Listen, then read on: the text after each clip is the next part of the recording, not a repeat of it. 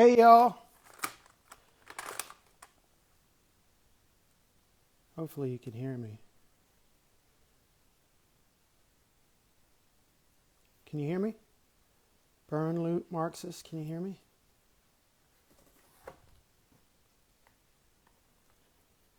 Can you hear me or no? Somebody confirm that I'm heard. Can you hear? Can you hear? Okay, you can hear me. Good. Um, so it's first post of 2025, and hopefully the last post on this phone from 2008. So I'm in the garage, right? And a couple of boxes with all my tapes and CDs burst open for some reason. So I'm like just putting them in a new box. I'm going through my cassettes right now. But anyway, sorry, give you my undivided attention. What's going on? Light up a blunt or something.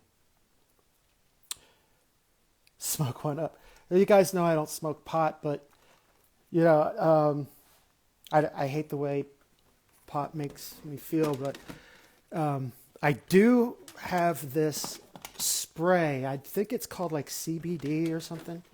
It's like a spray. You spray it in your mouth, and it like makes you a little tired, but it also makes you really hungry, especially for like snacks and shit. So I did that for a little while because it was relaxing, but then I was like, I'm eating a whole box of Cheez-Its, and that's not worth it. So I stopped doing that.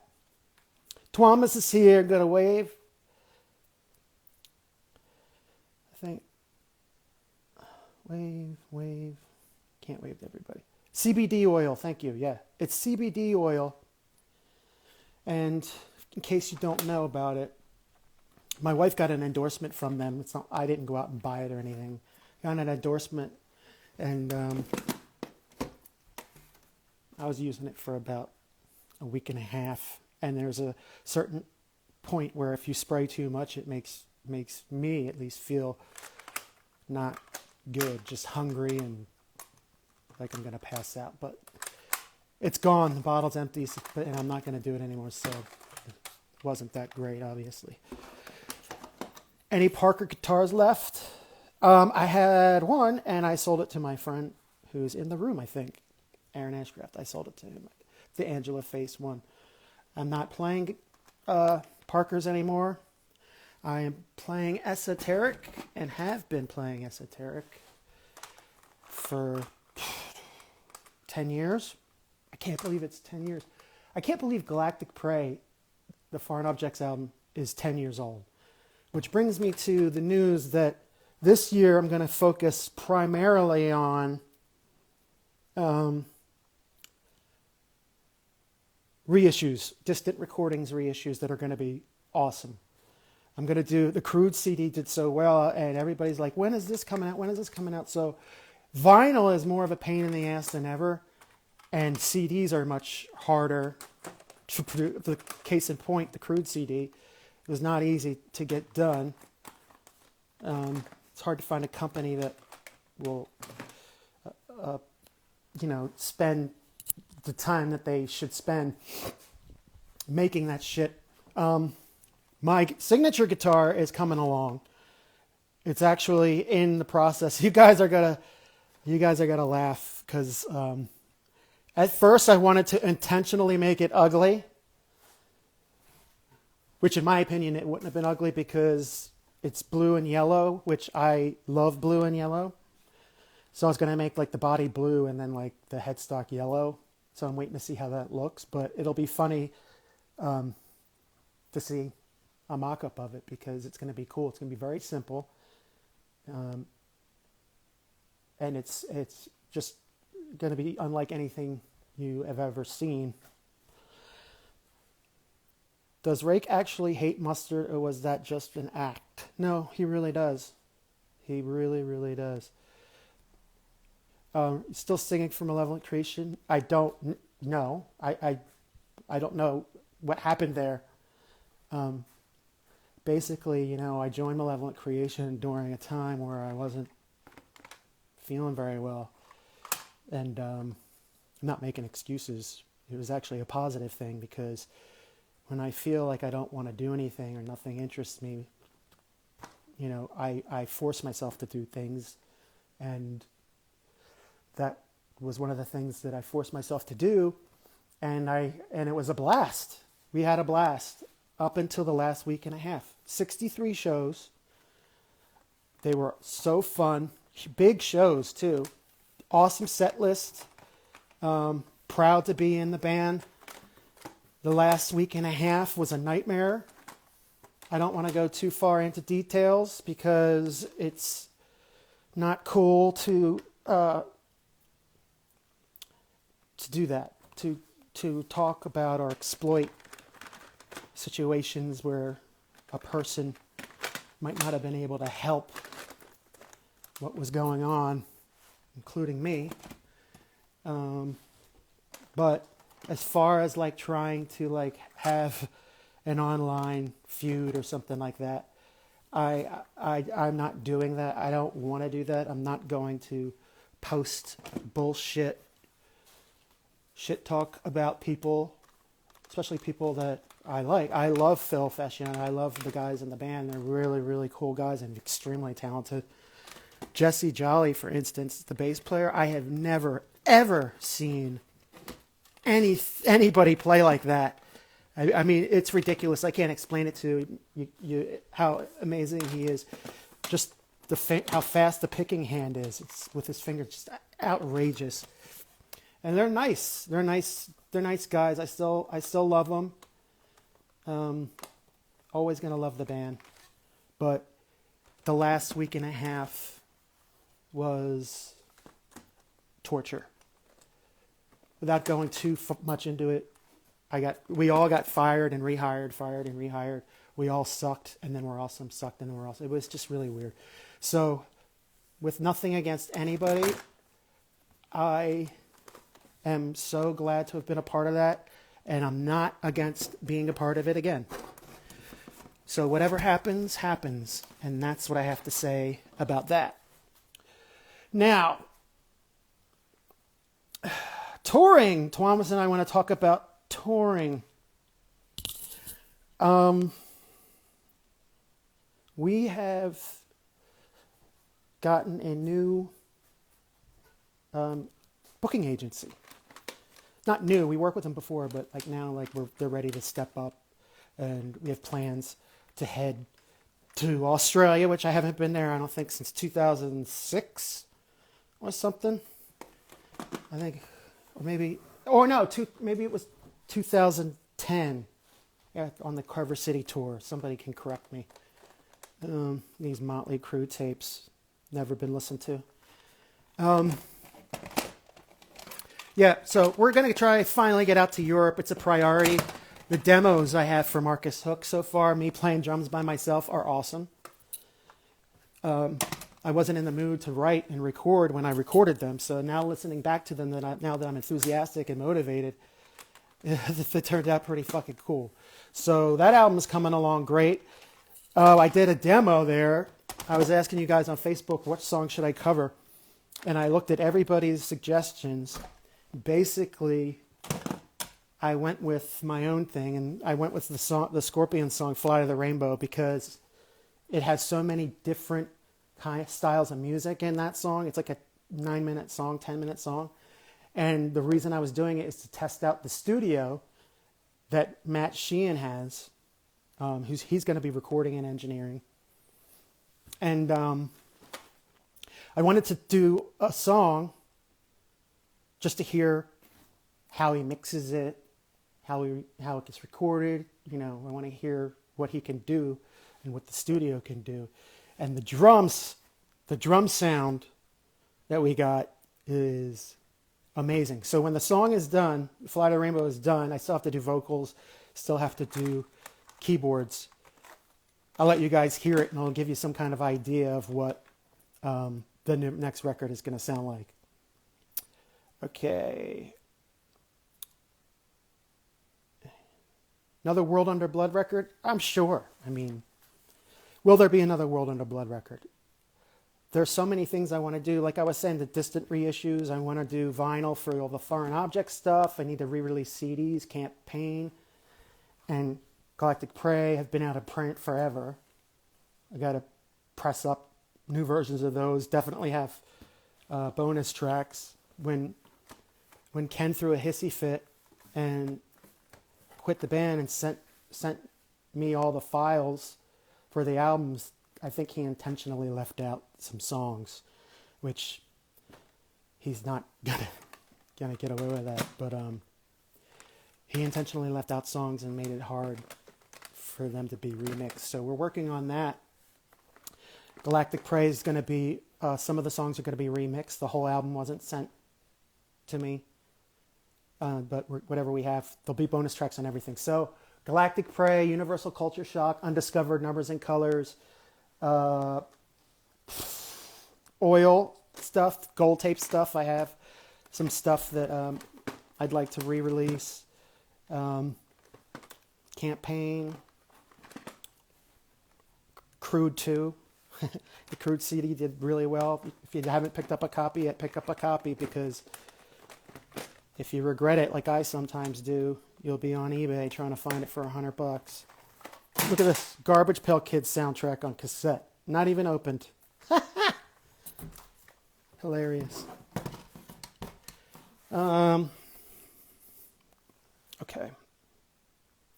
So World Under Blood, I'm going to eventually it's going to happen. It's just not the time.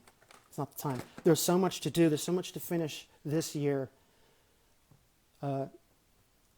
Touring is a priority. The next record is a priority. Getting out of the U.S. for this band is a priority. Sorry about this light. I can't seem to escape it. All right, I'll sit down for a fucking second and try to get out of the light. All right. The haircut.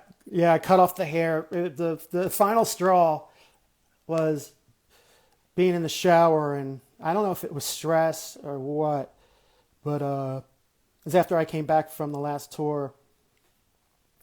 I was washing my hair, and I swear to God, it just seemed like half of my head came out in my hand. I was, fuck this, I'm not doing that. So the hair is gone. It's much more comfortable. Jason Goes to Hell soundtrack. Never listened to it. I can't believe, now that I'm seeing this shit in my garage, it's crazy. So yeah, had to get rid of that. So much easier. Can't believe Tactical didn't take off. Never heard death metal like it. Thank you, Josh. Tactical did well. It did well. It definitely did. It did better than a lot of death metal albums at that time. It even made the Heat Seekers chart on the Billboard Heat Seekers chart. It sold like 1,100 first week. Ended up doing like 6,000. They let me do my own vinyl. They gave me the vinyl rights, which was cool. Those are gone. Those are sold out. I might reissue that on vinyl. So there's a lot. I want to do another volume 1. There's a lot to do, and vinyl takes months and months, but I want to focus on that and just keep working. There's kind of an empty nest feeling in me because my kids are going off to college, and I never thought that. It's just the way that affects me is bizarre. I didn't know that I would have that feeling. So much volume. Am I loud? Safe from the fires, yes. Thank you, Yasmin. Yeah, those fires were crazy. They were close. And my reaction was scarier because I didn't, they remained calm. And at one point, it looked like that it was gonna burn us down. And I elected to stay home. And a couple of neighbors and I were out front talking. And we were like, we're not leaving. We were all agreeing that we weren't evacuating. And then the cops came and told us we had to evacuate. And I don't think you can be legally told to evacuate. I'm not sure what the law is on that, but we were basically like, no. Because, one, we didn't want to leave our homes. And two, we wanted to keep a watch out for looters because I thought that was pretty far-fetched when my neighbor said, yeah, we got to stay here and make sure nobody goes into anybody's house. And I was like, I didn't say it, but I was like, that's kind of far-fetched. I don't see that happening. And then a van full of people that do not live in my neighborhood or anywhere near my neighborhood come by in a van asking, has everybody left? Has everybody left the neighborhood? And we're like, no, there's people still here. So to keep an eye out for the looters, basically. But I was in here. I was ready to go down with the vinyl and the Blu-rays and the tapes and the CDs and the posters, with all the crap I have. I was ready to go down with it. I'm still getting a lot of responses on my portrait tattoo of you. So thank you so much. Blessing last year. Is that Whitney? Bucci? Yeah, your tattoos are awesome. Really awesome. That's something, when a fan is not bullshitting you when they do something like that. That's like proof and that you've really affected their lives, and that's a huge compliment. And makes me very proud. CKY4 Jam, yes. That will be part of the next recording session for Marcus Hook. Probably bonus tracks. I'm also going to do, there's a song on the Crude CD, the one with band playing drums. I want to try to make that into a real song because I always liked it, and I don't remember writing it. I did write it. I was the writer. I don't remember writing it though. And I always thought that it could be something, and when I rediscovered it for the Crude CD, it just made it more of a possibility. I really like that. Even though it's a ballad, I said I wouldn't do ballady type stuff anymore, but I might do that as a bonus track. My pops would put my headphones to my mom's stomach when she was pregnant with me, bumping CKY. That means you're pretty young. Awesome. It's always nice to meet young fans. What do you think about Chad getting in a fight with the alien ant farm dude? I mean, I've been saying it for years. I don't know anything about it. I was told it happened. I didn't read the article, but I saw somebody sent me something. And honestly, like, as soon as I heard that they were going to tour with Alien Ant Farm, I said it out loud. I can't remember who I said it to, but I said it out loud. I might have said it to my booking agent. I said, that tour isn't going to last 2 shows. Because our whole plight when we were doing CKY was fuck mainstream bands. Now, I never met the guy. I don't know who he is, the singer. I don't know his name. I never met him or anything, but if Chad punched him, my gut is telling me that he probably had good reason to. That's not just saying, because we used to fight bands all the time. And there was always a reason. We weren't sucker punch kind of people. I mean, that's the way it was back then. So for him to do that, my first thought wasn't what most people probably thought, which was, of course, what an asshole. My first thought was, well, I wonder what the guy did. So that tells you what I think of that. How have I been? Onlybams.com. I've been okay. This year is off to a good start. I'm sick and tired of everybody's fucking political bullshit comments on Instagram and Facebook. So if you do that, please stop. Enough is enough. You're not going to change anybody's mind. Politically, I sit on neither side. I sit in the area of right and wrong. If something is wrong, it is wrong. If something is right, it is right. I don't think there's much leeway there. I think it's pretty easy to determine what's right and what's wrong. And I see right and wrong on both sides. And the extreme motherfuckers, if you're extreme, fuck you. And please stop posting that shit, because nobody cares. All you're doing is pissing off people that don't agree with you. And the people that do agree with you don't give a fuck about you anyway. So just stop doing it. Some of my favorite, I mean, if you probably noticed, I haven't been active that much on social media because I can't get away from this political bullshit. Everybody and their mother, it's just like, especially people that I admire and I'm a fan of. I see somebody posting something just so outrageous and so extreme and stupid. If I were any less in control of myself, I'd probably hate that person and throw away their records. Thankfully, I don't do that. I don't care about people's political opinions, but I'm so tired of reading about it, dude. Stop doing that. If you do that, stop. Nobody cares. Nobody cares. Nobody cares what you think about abortion. Nobody cares what you think about the trans shit. Nobody cares what you think about immigrants. Nobody cares about what you think of inflation. Nobody cares about that shit. They care about it in their own selves, how it affects them. They don't care how it affects you. So stop doing it. Why did Phil shit talk you so much on Facebook after the tour? I don't know. Like I said, I already said as much as I can about that. If he talks shit on me on Facebook, he does that to everybody. I had like 12 ex-band members tell me this was going to happen. I didn't care. I still don't care. I did have to block him because he was blowing up my phone. And thank God texts are forever.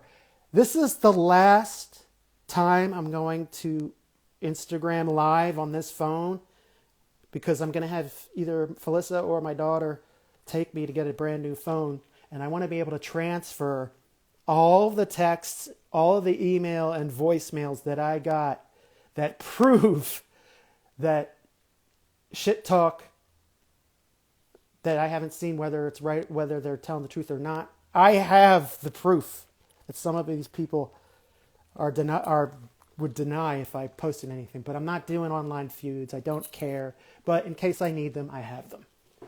So why was he shit talking? He shit talks everybody. And the reason that I love him and it doesn't bother me is because who does he shit talk the most? Himself. He shit talks himself the most. So he's a very unique individual. I still love him. Always will. I don't think he could do anything to piss me off. Is Monday coming back? No. Maddie J threw a fit. Being honest, Thomas can vouch. We were having a meeting about what we were going to do next, and knowing Maddie for so many years, I could see the look on his face, and I just said, "What? What's the matter?" He said, "I want to be the lead guitar player." And it's just insulting because he's not a lead guitar player. This band isn't a band for you to experiment and live out your dreams as a musician, as playing an instrument that you don't really know how to do. He's a guitar player. He's not a lead guitar player. And to demand that he be a lead and didn't give us a choice, that angered me even more.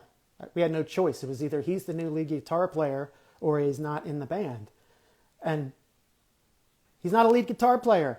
I'm not going to have my band be used as a tool for somebody to practice to be a lead guitar player, because a lead guitar player he is not. So he hung up on me and Thomas, and we haven't heard from him since. So we have a new bass player. I'm sure some of you know who it is. I'm not going to announce it yet, but we have a new one, and he's incredible. AAF thing was a joke. What's that, Thomas? Answer can be found and answer found. I don't know what that is. I love Groundhog demo songs. Most of the Groundhog demo songs ended up on albums.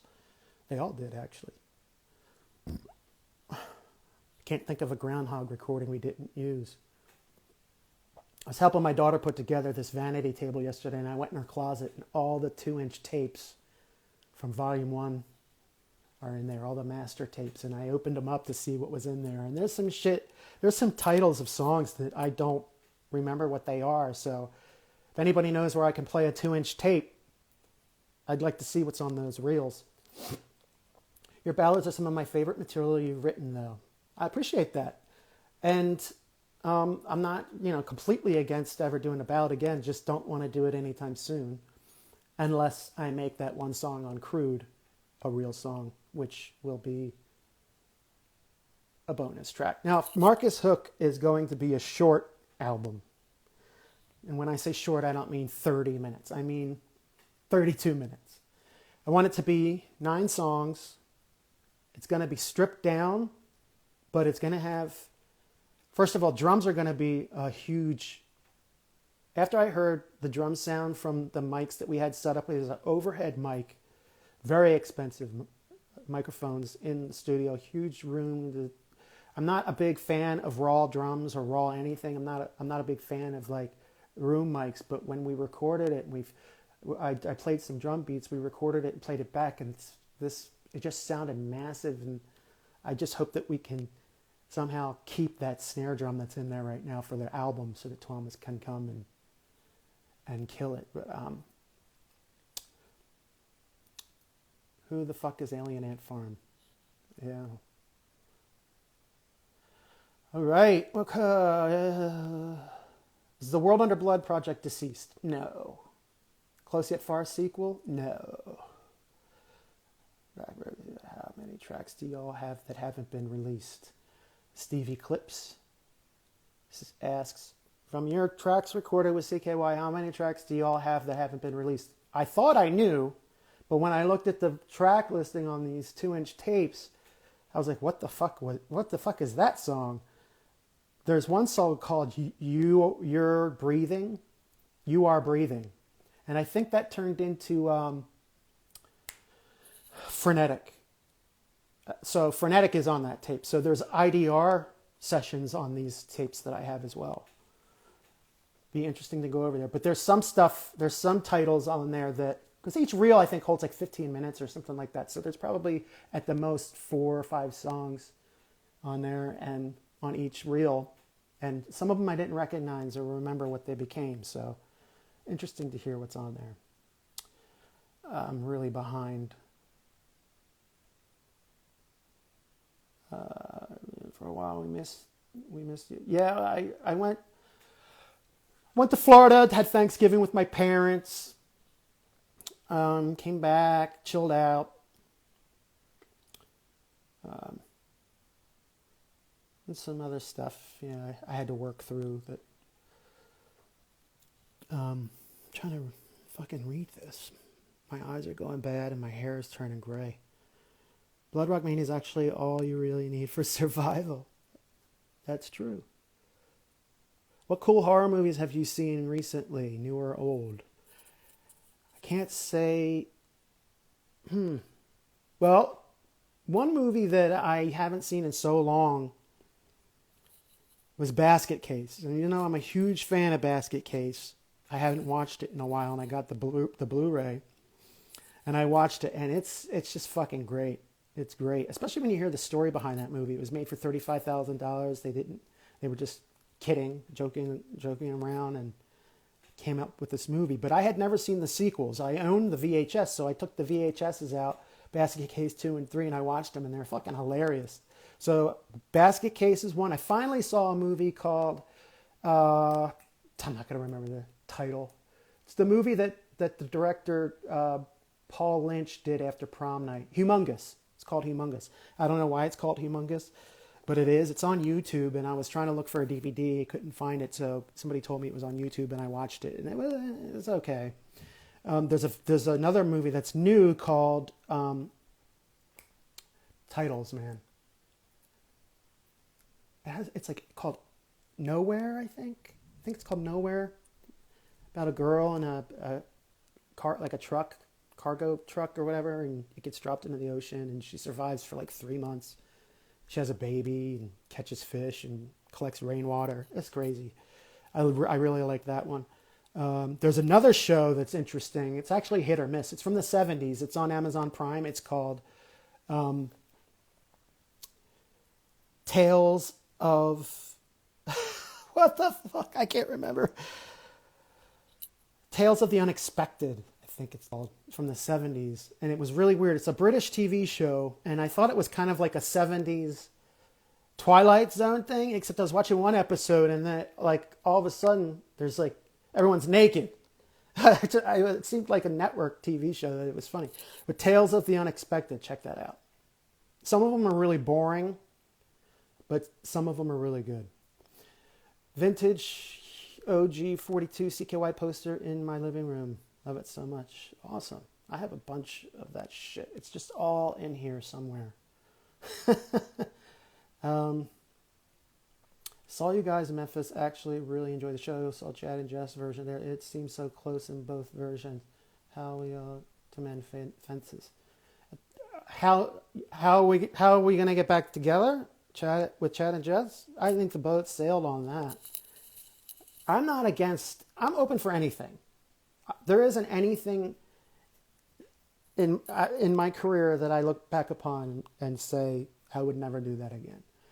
If it depends on how I'm approached. That's all. But as far as I'm concerned, I think that ship may have sailed. I don't know what we would do. Maybe a tour. I don't know about new music, because I'm used to kind of just not being in that stressful situation where I can just be in the studio and work quicker and be able to do what I want to do without, having to compromise. Which compromise can be good, but when I listen back to all the things I compromised on, I still don't like what I compromised on. So this way I could do it. Not that I don't like what Chad adds to the whole thing. I did. But I don't know. I don't know. What would it take? It would take me being approached the right way. That's all. It's that simple. I'm open for anything with anybody.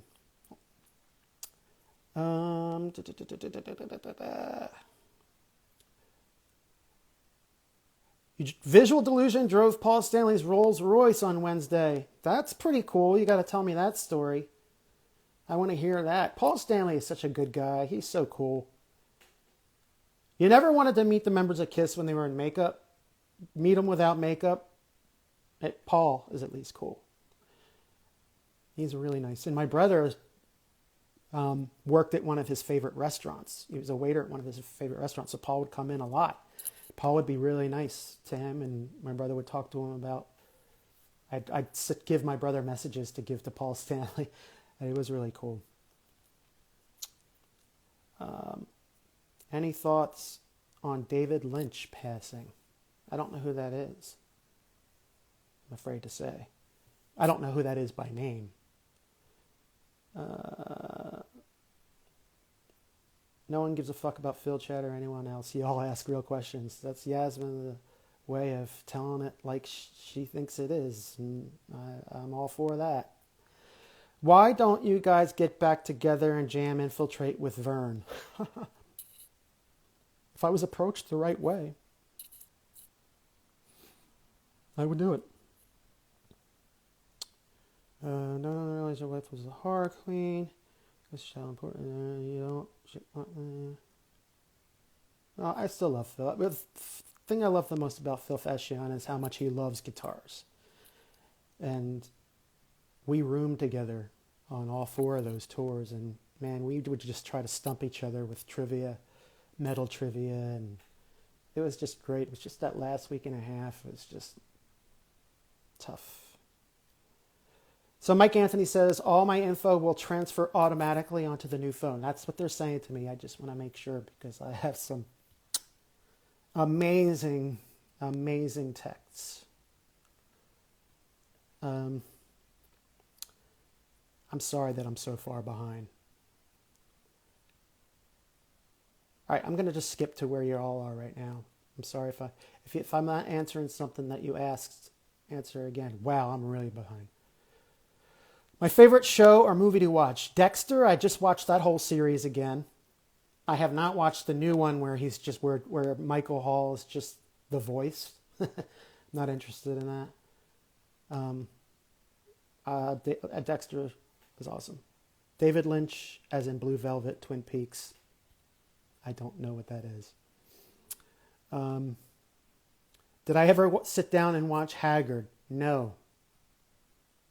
Here's a funny story. My older brother, who I still haven't talked to decades, he happened to be at my house when Bam brought Haggard over to my house for us to watch. And Bam put it on, and when you find yourself doing something else besides paying attention to a movie you thought you were going to be watching for an hour and a half, it's not intentional. If you ever catch yourself doing that, it's because it lost your interest. It didn't hold your interest. So that was the last time I ever laid eyes on Haggard. A DVD that Bam brought over before it came out. I think we watched a few minutes of it, and both me and my brother, probably Bam, ended up doing something else. So I don't really remember anything about it, except that Brandon was probably fucking hilarious.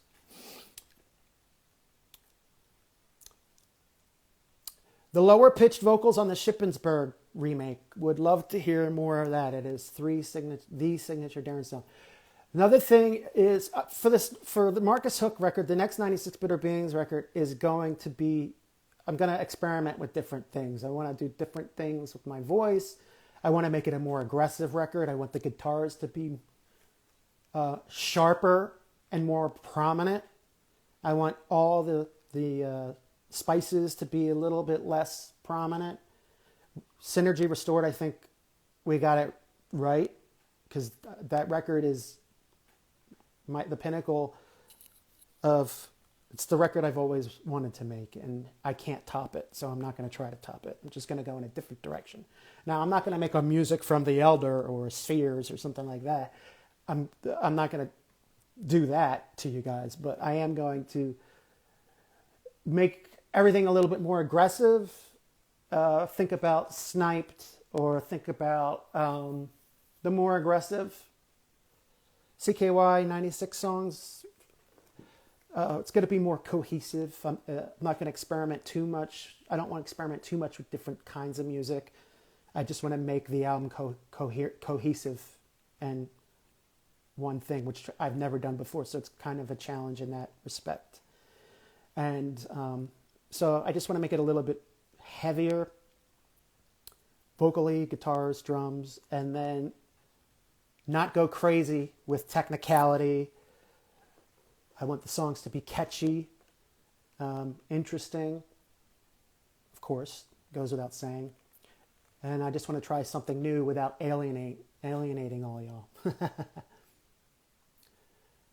All right. Favorite new band or album? Nothing new. Nothing new at all. It's all old stuff. I've been listening to Immolation, Christopher Cross. What else have I been listening to? Did I say Mike Oldfield? Mike Oldfield, Immolation, Christopher Cross, Incantation. The Sleepaway Camp soundtrack CD for parts 2 and 3. Those, I've always loved those songs, and I'm glad they put them out. I love that. Just whatever I'm in the mood for. Moody Blues. I love the album The Other Side of Life. I love that record. I've been listening to that. Familiar Realm is impossible to learn for me. And I know most of your song. That song. If I never hear it again. Do you like Steely Dan? I like some Steely Dan songs. I've never committed to a full record, but I know that I like some of their songs. But thank you for reminding me about them. I'm gonna check out a full album. Sailing takes me away to where I'm going. Yeah. My favorite song on there is Ride Like the Wind. That song was very inspirational to me. It really did have an influence on me. You can hear it. If you listen to it, you can hear the inspiration. Did you ever hear a band called Woods of YP Ypres? No, I haven't. Weren't you playing in Narkhill and Haggard? Yeah, I remember that because the stage that we're playing in Haggard, the stage the band is playing on, is the first stage that I ever played on at my first show in 1992, March 1992. First time I stepped foot on stage to do a show was at the bar Alibis, which then became 15 North, and then I think it became Alibis again. But we filmed that band part on Haggard on that stage. So I remember that very clearly. And I remember Jen Ravel did my eye makeup, and she told me that it looked sexy. And I said, that doesn't mean I'm ever going to do it again. And I never did.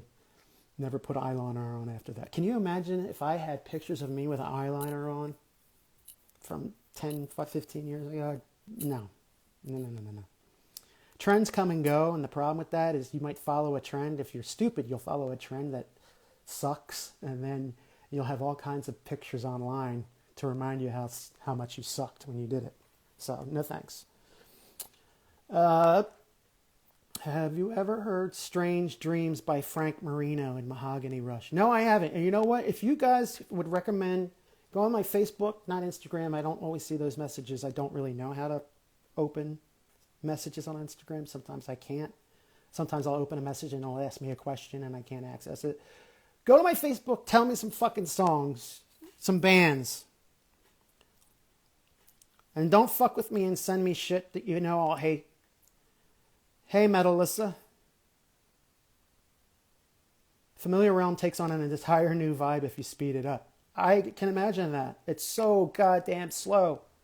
The only reason that song came about is because Island Records was like, can you just give us one song that we can play on the radio? And we were like, what's wrong with the ones that we've done? And then the funny thing is that they'd go back and be like, oh, they're all good. Which one do you want to be the single? Well, you're asking us to write a single, and then you're telling us all our songs can be singles. So it was really frustrating. And I remember Chad and I, because the reason I remember writing Familiar Realm so much, it's the only time me and Chad actually sat down and wrote together. So he wrote lyrics. I wrote the music for that, and he and I split the lyrics. And we're sitting there, and we're trying to dumb down our style so much that we're just looking at each other, and we're laughing, and purposely trying to, almost intentionally trying to write stupid lyrics. Because when I write songs, and I'm sure all songwriters out there know, you want to make the best use of your ability. So being asked, can you make this more commercial? And by commercial, they mean dumb. Dumb it up. Sing about love. Sing about heartbreak. Sing about things that people can relate to. Well, there's enough people doing that, isn't there? There's always been enough people singing about love and heartbreak and all that stuff. I like to tell stories. Couldn't tell a story in Familiar Realm. Every time they would read our lyrics, they'd be like, oh, this is so dark and out there. So Familiar Realm is what they got. And you know what's fucking ridiculous? This will show you how valid and credible radio was back then. Familiar Realm was our biggest hit. Number 25 on mainstream rock radio chart. Now, y'all think Familiar Realm should have been our biggest hit? Fuck no. What's our biggest hit? 96 Quite Bitter Beings. Never was a single. Never released as a single. Never got radio play. And look at it now. That fucking song puts more food on the table than it did 5 years ago. So that's what's so cool about continuing to make music. I know a lot of bands have given up on writing new music and they just want to go out and be kind of like a nostalgia act. I don't think I'm ever going to do that. I thought about it. I thought about saying that this next record was going to be the swan song, but then I thought, you know what? everything I did 15, 20 years ago is just now being found out about. People are revisiting it.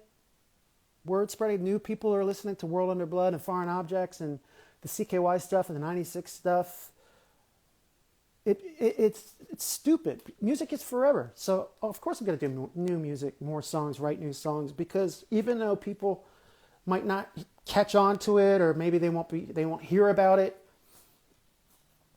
they'll find out eventually. I've never been in a position where everybody, it's not like, Nickelback has, a band like Nickelback and Metallica, they have the luxury of everybody knowing their music. And then they decide whether they like the band. My thing has always been like, I think I have music that so many more people would love, but I don't know how to get it to them. And it's the whole thing about how I don't think I've discovered my favorite band yet. And that's frustrating. So there's probably 1 million bands out there that I would love more than anything I've ever liked. And I might not ever find out about it because whoever they are doesn't have the money to shove it in my face. So that's why I'm going to continue to make new music, because I'm a grower. The music stays around. And look at this. For some reason, I have 3 copies of the first pressing of Death, Scream, Bloody Gore on cassette. And 2 of them haven't been opened. You ever look this fucking shit up on eBay? One's a fucking promo. It says promotional copy.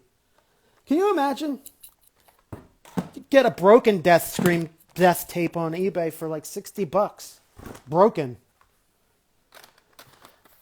I gotta get rid of this shit. Why do I have... I knew mostly what I had, but I found this other box of shit that I totally forgot about. These death tapes. All these death metal tapes. Phew. There's definitely people that would want these. Sorry. Let's see. Not just Stan Heen. I love Lost in a Contraption. Should have been bigger. My favorite song. I really like the demo, even though it's shitty sounding. The reason I like the demo is because Brandon DiCamillo brought a keyboard, a really cheap keyboard. And I don't, if you guys heard this story, bear with me. We were in the basement recording demos, and Lost in a Contraption was one we started working on, and I had this little acoustic guitar thing that somehow reminded me of a sitar. And Brandon had brought over this really cheap keyboard, and I think he was working on his own music. And I turned it on, and the first sound that came up was that sound that's in that song. It goes during the chorus. That's another thing I'm going to try to abandon on the next record is song structure. Verse, chorus, bridge, chorus. I'm going to do less song structure. Well, not intentionally. I'm just going to not worry about song structure. But Brandon had the first thing that I heard, the first sound that he had on there was perfect for the "To Watch Me Try Is Out of Line." That thing. It was just so cool, and I put it on the demo, and then when we went to record it for real, I said to Brandon, I was like, "You still have that keyboard?" He said, "Yeah." I said, "Give it to me." And I used the same sound from the demo that's on the real version of the song. How did Genesis 12A never make the cut for CKY? It was recorded in Hawaii. You know that version? It's like... ding, ding, ding, ding, ding, ding, ding, ding, ding, ding, ding. I didn't like it. I don't think the lyrics, even though I could have changed lyrics, I don't think the vocals would have worked melodically. They were kind of melodic on the final version of if you listen to the demo from Lifeline, it's kind of, vocals are kind of melodic, but it just wasn't going to work that way. So what you get is what you got, which is the rough mix of the one we did in Hawaii that I don't like. I know it's featured somewhere in a CKY video or something, but I just I didn't like it with the octave pedal. It just lost the vibe I was going for. Yeah, thank you, Zippity Doodah. The store, ckyrockandmetal.bigcartel.com. That's my store. I still have some crude CDs left. So if you want them, I know they're expensive. The shipping is outrageous. And I feel bad for anybody overseas that has bought it, because to ship a CD is to overseas. Canada is $14. Anywhere overseas is at least $22 to ship a CD. That's more than the CD itself. Now, the price is about to go up again. Australia, and I don't think anybody, I might have been 2 orders from Australia. Australia, it costs $38 to ship a CD. So, if you're looking in my store and you want to buy a crude CD and you're just like, fuck, I can't spend that much on a CD.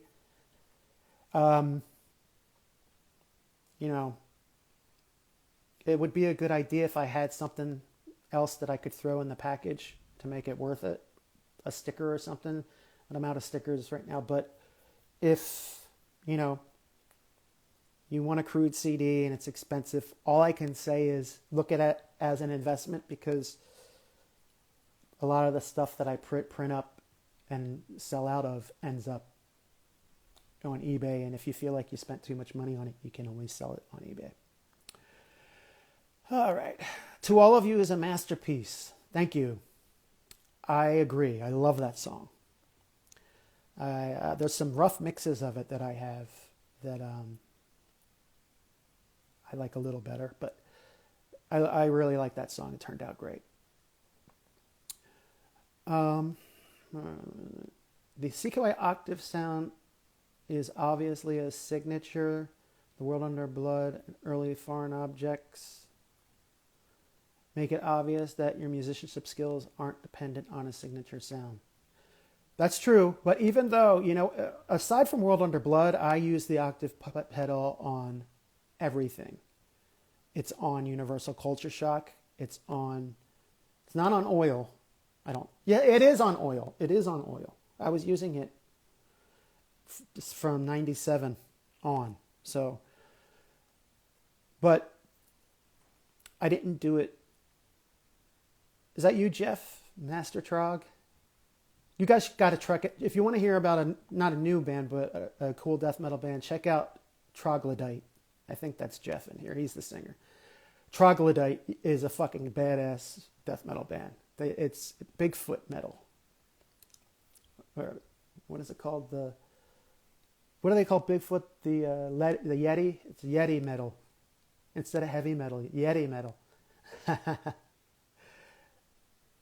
So Jeff had this cool idea. Actually, I don't want to say it because it's his idea, and I might want to do it as well. He knows what I'm talking about, the scratch and sniff idea. How did you get the original foreign object sound? Well, there wasn't really, as far as you mean like songwriting or the sounds of the album, I just plugged in and played. So you got a fan in here, Jeff. Parlay it up. Piece of You and Fight for Your Life. Caught on Super 8 is my favorite.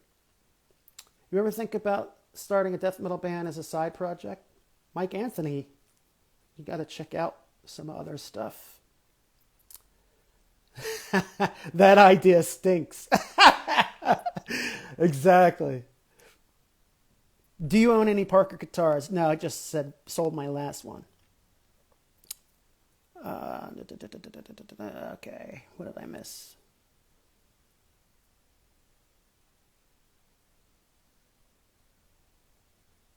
Where am I? Yeah, get a copy of Crude. It's worth it. It's really interesting to listen to that shit just for me, just because it brings back so many specific memories. Each one of those demos, I can remember what was going on at the time. I just can't remember writing that song that band played drums on, and I don't know how he played drums on it, because that would mean we must have rehearsed it a bunch, and I certainly don't remember rehearsing that. When did I first discover octave pedals? That's kind of a story that's been told a bunch of times. The short of it is, went to a music store. I loved the idea of having pedals. I bought a bunch of pedals recently, and back then I bought a bunch of pedals, but I ended up with an octave pedal, plugged it in, thought it was badass, and ended up using it for everything, pretty much. All right, we're looking for a lead guitar player. We have a new bassist. I'll announce that eventually. Just want to make sure, planets are aligned before I announce it. It's not a secret. I just don't want to mention it right now yet. But yeah, we do need a lead guitar player. And I'm looking for professionals now. I'm not looking for fans that are excited to be in the band. That was my mistake. Not doing that anymore. The CKY octave sound is obviously a signature. The World Under Blood and early foreign objects make it obvious that you're a musician. I already read that. Fuck.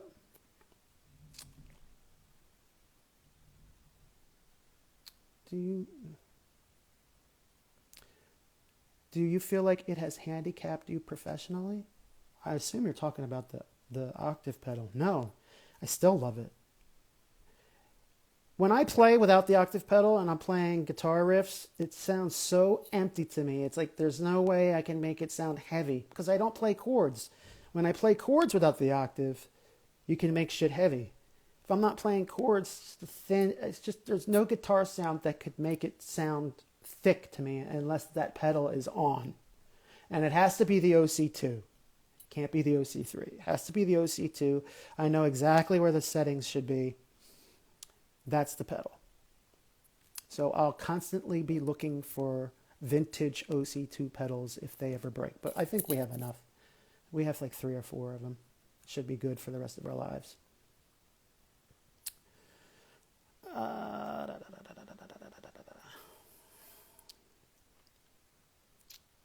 Custom, my esoteric customs, it's happening. You guys, the reason I'm not ignoring you guys, I'm just going over questions that I already covered before some of you came in, so you could just watch this and get the answers. Yes, do I still have a guitar to play at home? Yes, I have 3.